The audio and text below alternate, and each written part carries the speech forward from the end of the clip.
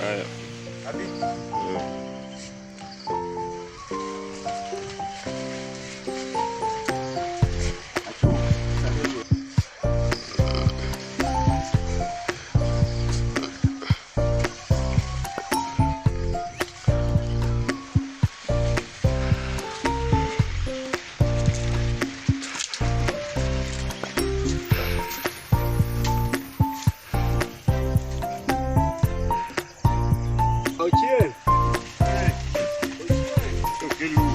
Serious.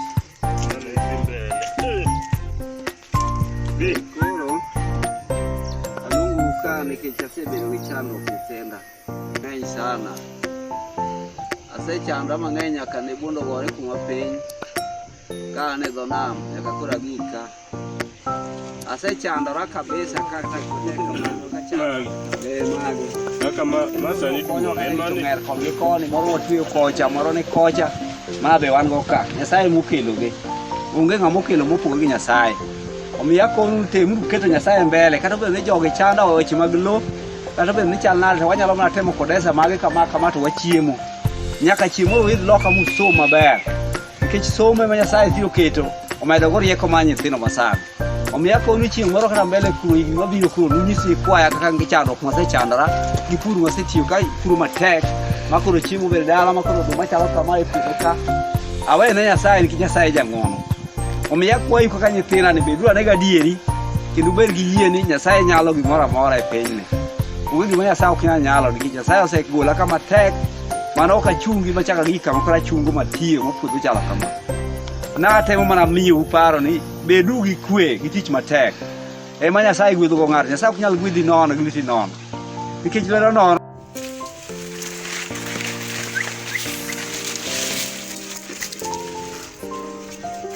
Koro aluongo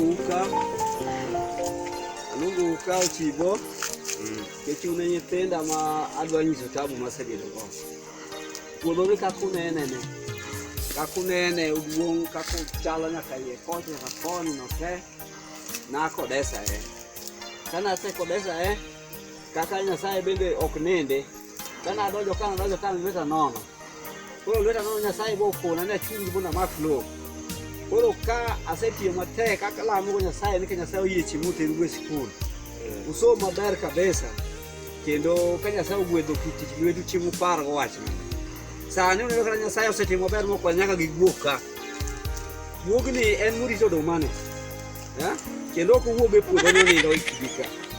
Koro miyo alamo ne Nyasaye nikech Nyasaye oyie chiemo ngima ni omedre mang'eny kabisa bed kata ng'at mariek manigi lony manyalo medore kata mopogore chalo gi bet tiyo moloyo ma ilumiya dungi ka. Nyasaye be winjo gima babo wacho nang'o watem matek wamedre watim ang'o wamedre wamed mohewo ka. Bende ing'eyo ni kane wabiro ka dong' in ibiro keteni ni tin mokwongo ubiro neno gik ma Nyasaye osetimo. Sani kwanyisou ni Nyasaye nitie, Nyasaye ngima ji ok ne. Sani kineno kuonde mwasedhiye kuonde mwaseyaye ibiro yudo ka sani kata kineno oduma gi neno gigi ok ibiyie ni kaka mane rach to bad nikech Nyasaye nitie omiyo sani wanyachako duogo kendo ma winjwa.